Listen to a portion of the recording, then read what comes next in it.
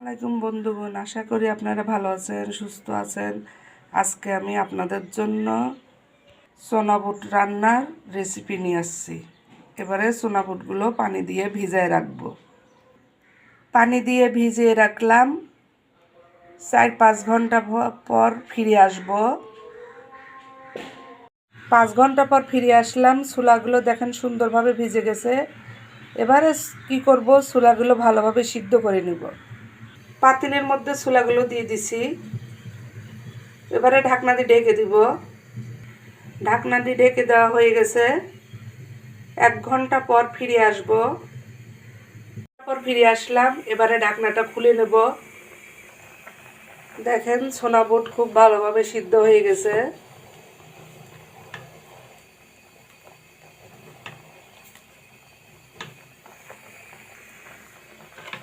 এই দেখেন, হাতে দিয়ে নখ দিয়ে টিপে দিছি, একদম গলে গেছে, তার মানে সিদ্ধ হয়ে গেছে।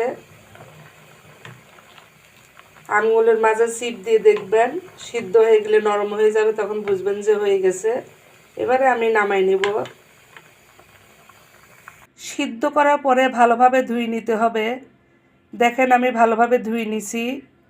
ধুয়ে নিলে কালো পানিটা বের হয়ে যাবে, তখন সোনা বুটগুলো পরিষ্কার হয়ে যাবে।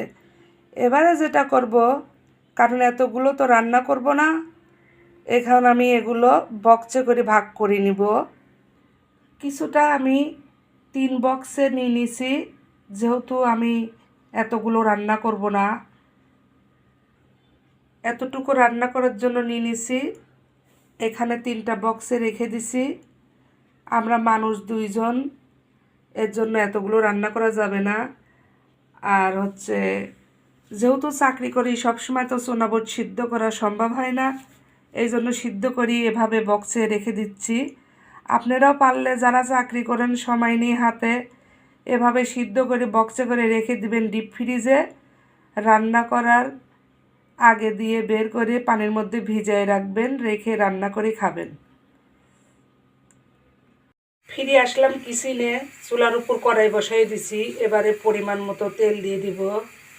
পরিমাণ মতো তেল দেওয়া হয়ে গেছে, তেল গরম হয়ে গেছে। এবারে দিয়ে দিব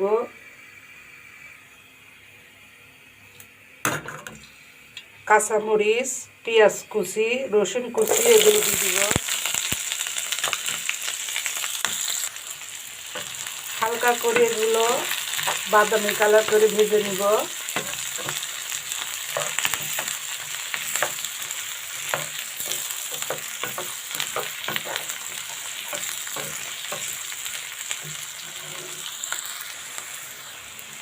হালকা বাদামি কালার করে ভেজে নেওয়া হয়ে গেছে। সোনা বুটের মধ্যে অবশ্যই আপনারাও পেঁয়াজ এরকম মোটা করে কেটে দিবেন, কারণ পেঁয়াজটা একটু মোটা করে দিলে ভালো হয়। এখন দিয়ে দিব গুঁড়া মশলা। এখানে লবণ আছে পরিমাণ মতো, শুকনো মরিচের গুঁড়া, গরম মশলার গুঁড়া, ধনার গুঁড়া, হলুদের গুঁড়া, জিরার গুঁড়া, এগুলো এখন দিয়ে দিব।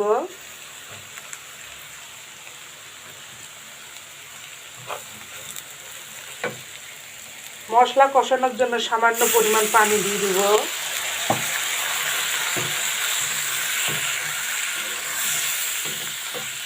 ভালোভাবে মশলাটা কষাই নিব। মশলা ভালোভাবে কষানো হয়ে গেছে। এখন দিয়ে দিব এর মধ্যে সিদ্ধ করা ছোলা।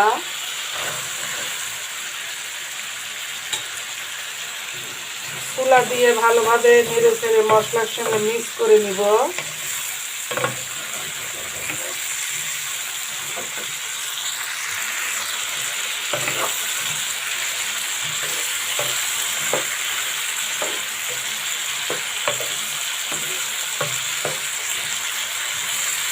মশলা দিয়ে ভালোভাবে কষানো হয়ে গেছে। এখন দিয়ে দিব 4 কাপের 1 কাপ পানি।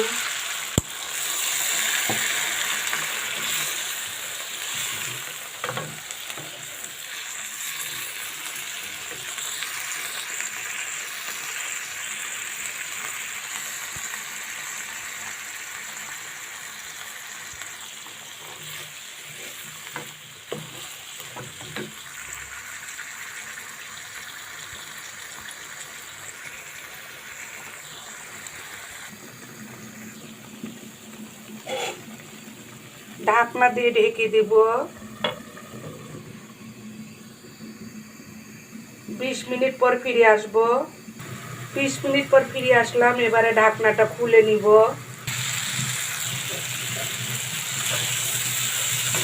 ছোলা রান্না হয়ে গেছে, দেখেন ছোলার থেকে তেল বের হয়ে গেছে। এবারে আমি এখন নামাই নিব।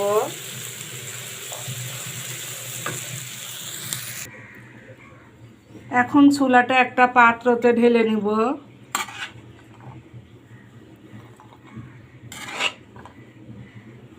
এভাবে ছোলা রান্না করে আপনারা মুড়ির সঙ্গে খেয়ে দেখবেন।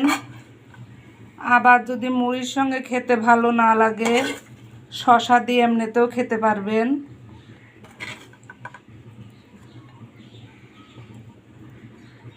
এভাবে সোনা বুট রান্না করে খেয়ে দেখবেন। আশা করি আপনাদের ভালো লাগবে। আপনারা সবাই ভালো থাকুন, সুস্থ থাকুন। এরপরে দেখা হবে নতুন কোনো রেসিপি নিয়ে। আজকে এখানেই শেষ করলাম। আল্লাহ হাফেজ।